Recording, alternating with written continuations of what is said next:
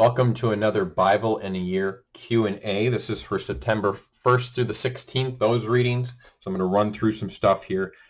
Questions on 1 Corinthians, chapter 11, verse 33 and 34. Which I'm going to read the line there. So this is Paul speaking. So then, my brethren, when you would come together to eat, wait for one another. If anyone is hungry, let him eat at home, lest you come together to be condemned. So you come together to eat, but if you're hungry, eat at home. Okay, he's referring to when you come together to eat the Eucharist, celebrate the Eucharist. Yeah, if you're hungry for physical bodily, do that before you come. All right, do that because they were gathering beforehand and it was causing division. They were having a kind of a potluck, but not everybody was sharing. And so Paul's like, no, don't do the potluck beforehand. Just come together for the Eucharist. So it's, he's using eat. One refers to the Eucharist, one refers to kind of bodily food. And that was causing divisions in the Church of Corinth. Moving on to chapter 14, verses 33 and 34. Question of where it says, "For God is not a God of confusion, but of peace, as in all the churches of the saints." So all the churches of the saints, what does this refer to? Well, all the churches, so it'd be churches, all those kind of, there's the church in Corinth, the church in Ephesus, these places where Paul is founding kind of Christian communities. Those are the churches, and of the saints, they are not called, in the New Testament, Christians are not called Christians, they're called saints, which means holy ones. They've been set apart by baptism. So that's referring to, we would say, for the universal church of the Christians. Kind of what we're here at Paul's time, the Catholic Church, because it's one. There's no kind of major divisions or anything at this time. So that's what it refers to, kind of the entire church. And so he's setting up some parameters of this is how it's done through all the churches, and so kind of Corinth has a little problem with following rules. They're a little rambunctious. And so he's like appealing to, it's not just, this isn't just me, this is everywhere, okay, people? And this is good for order in the local community, in your local kind of church, in Corinth, but also then in union with the other Christians. So other Christians come, they're like, what are you guys doing? You guys, they're in unity with the other Christians too, and they're a certain order to their worship. Next one, 1 Corinthians 15, verse 44. It speaks of physical body and a spiritual body. What does this mean? Well, that refers to physical body, kind of our body now, it's going to die. A spiritual body, we would say glorified body. It's the body we receive, the same body that's raised to a higher level of existence, a glorified state, just as Christ died, and then he rose with, using Paul's language, a spiritual body. Well, we would say a glorified body, because it was the same body, but he had the marks in his hand and his hands and his side, his feet. He kind of just miraculously appeared, but he could still eat. He wasn't a ghost. Tangential question that came with this is, when is the physical body given its soul? Most likely at the moment of conception. Science kind of, whatever chromosomes, at the moment of conception, that's when all the chromosomes are there. Assumption, if it's a new organism, then it has to have a soul. If it's a human, it has to have a human soul. All right. So that's kind of the more kind of philosophical, reasoned argument from scientific data. And then if you look at the Annunciation, when Mary says yes to the Lord through the angel Gabriel, let it be done unto me according to thy word. This idea of she conceives of Jesus, and there's no kind of information saying, well, she was kind of pregnant before, and then Jesus' soul got infused into her. No. It was kind of all in one package. All right. So when does the physical body receive a soul?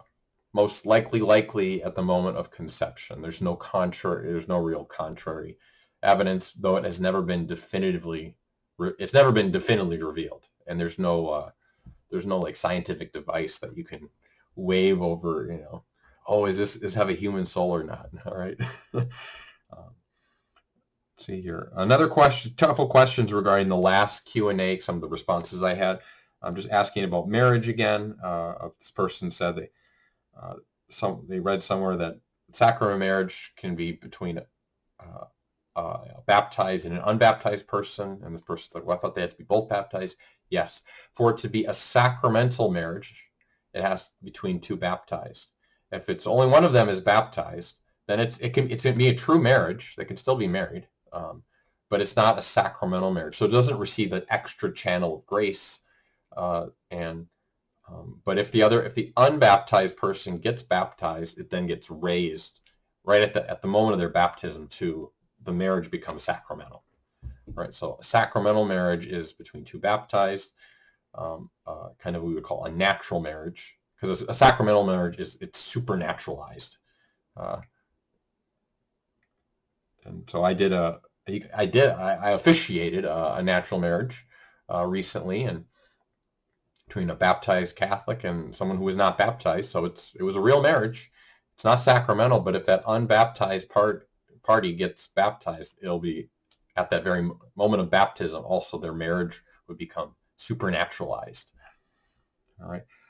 One other question regarding last time's Q&A, I believe it was last time's, with something on purgatory. So yes, the church still teaches purgatory. It's those who die in friendship with Christ.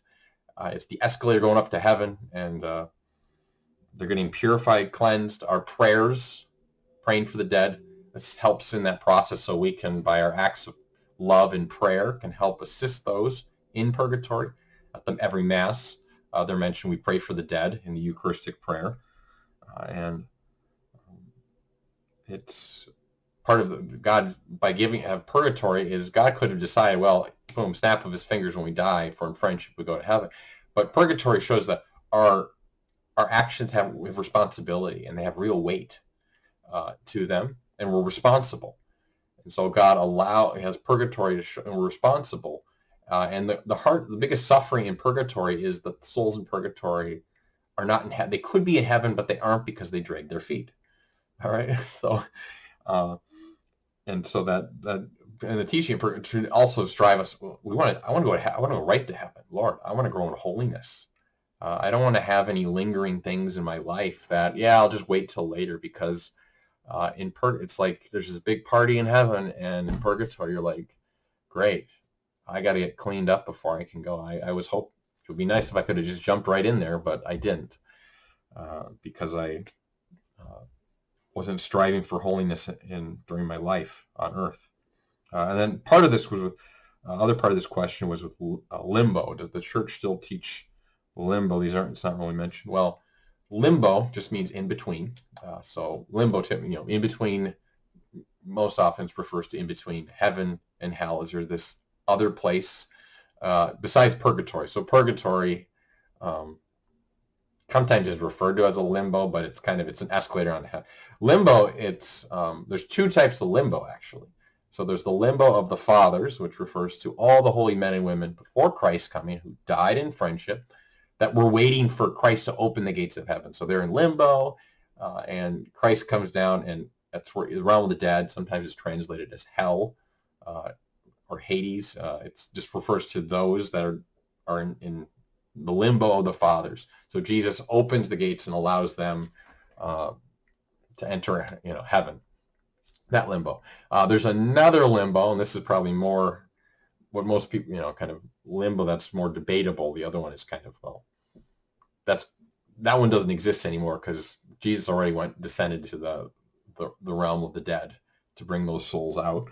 The limbo of the unbaptized infants. So what's the background? So the behind this is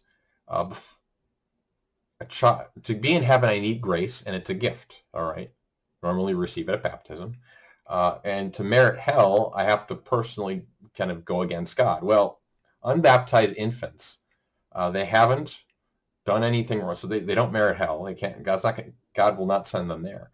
But to be in heaven, they need grace, and if they die without grace, well, it's not a right to be to heaven if it's a gift. Grace is a gift. So God could give them grace, at the moment of their death or something, but we don't know. All right. So this is one of those things where we don't have enough information.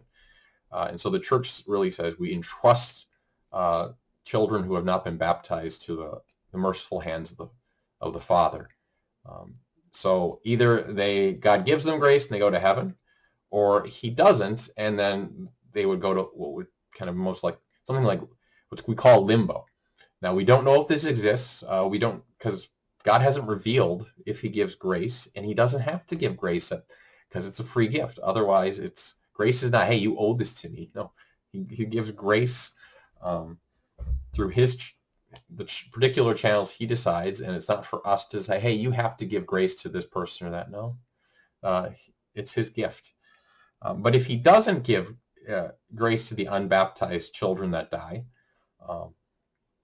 they would go to a place like limbo, what's called limbo, in between, where those unbaptized children, they'd be perfectly naturally happy, in a state of perfect happiness. It wouldn't be supernatural happiness of heaven. All right, so it's really the debate. It's part of it preserves by it not being revealed. That what does God do with unbaptized? Well, there's a possibility that God doesn't give them the grace to go to heaven, but they're still happy.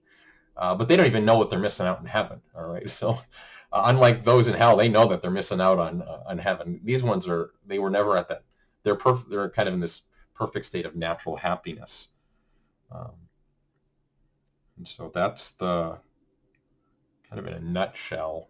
So reality is we don't know. So when a couple, let's say, has a child that isn't baptized, is an infant or young child, I can say, well, your child is not suffering, or they aren't. All right, they aren't in hell. They can't be in hell. They can't be purgatory. They haven't done anything wrong personally.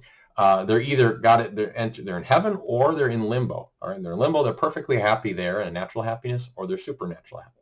So we're ever going to figure this out? No, there's not enough. There doesn't need to be enough information, and so we just have to entrust this to God. Okay, God, we can trust that they're perfectly happy in either a natural way or supernatural way. Well, why we say unbaptized infants? You're like, well, what about a 4-year-old? Let that qualify as an infant in the church kind of theological? It's before the age of reason, because at the age of reason, around the age of 7 years old, typically, when the child is able to know right and wrong clearly, they're then able to make acts for God or against God, even if they don't know that fully. So an unbaptized 7-year-old is choosing if they're following the graces that God is giving them, the actual graces, and they can, whether they know it or not, respond with a yes or a no. And so that's why it's infants are a special case, because they don't have personal accountability. They can be stinkers, but they can't have personal sin, commit actual sin. Long-winded way of saying church still teaches purgatory, limbo, the fathers. That's where Christ sent into the realm of the dead. That doesn't exist anymore, but it did. Okay, the limbo of the unbaptized infants, we don't know. We just know that children that die before infants that die, they are not suffering. All right, we can for sure say they are not in hell. They are not in purgatory. They're either in heaven or in limbo. We entrust that into the Father's hands. Amen.